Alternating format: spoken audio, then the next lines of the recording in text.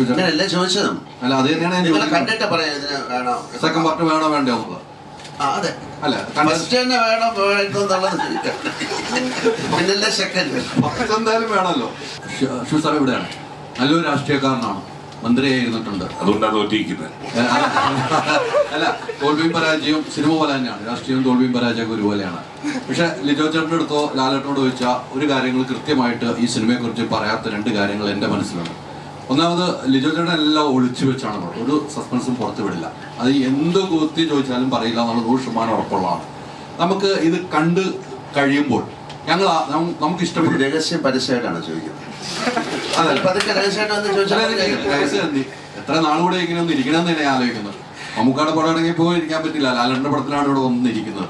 ഈ പറഞ്ഞതുപോലെ നമുക്ക് ഇതിൻ്റെ ഒരു സെക്കൻഡ് പാർട്ട് വേണം എന്ന് നമ്മൾ അവകാശപ്പെടുകയാണ് തിയേറ്റർ സിനിമ കണ്ടതിന് ശേഷം.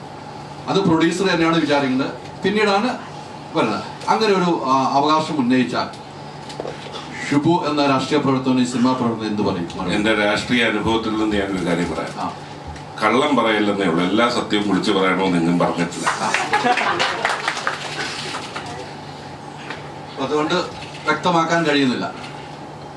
അതൊക്കെ അല്ലേ ഒരു സർപ്രൈസ് എന്ന് പറയുന്നത്. അതിപ്പോ നേരത്തെ മുൻകൂട്ടി പറഞ്ഞാൽ പിന്നെ സർപ്രൈസ് ഉണ്ടോ? സിനിമ കണ്ടതിന് ശേഷം ആ ഒരു തീരുമാനത്തിലേക്ക് എത്താൻ പറ്റും ഒരിക്കലും. അങ്ങനെയല്ലേ ചോദിച്ചതും. അല്ല അത് തന്നെയാണ് നിങ്ങളെ കണ്ടിട്ട് പറയാം ഇതിന് വേണോ സെക്കൻഡ് പാർട്ട് വേണോ വേണ്ടോ? അതെ അല്ല ഫസ്റ്റ് തന്നെ വേണോ എന്നുള്ളത് പിന്നല്ലേ സെക്കൻഡ് ഫസ്റ്റ് എന്തായാലും വേണമല്ലോ. ഇതിലൂടെ ഒരു കാര്യം കൂടെ ചോദിക്കുകയാണ്. അല്ല പരസ്യമായിട്ട് താങ്കൾ ചെയ്ത സിനിമകളെല്ലാം നമുക്കറിയാം അവാർഡ് മൂവി പോലെ ചെയ്യുന്നുണ്ട്. അത് ഫെസ്റ്റിവലിനാണെങ്കിലും ഹൗസ്ഫുൾ ആകുന്നു.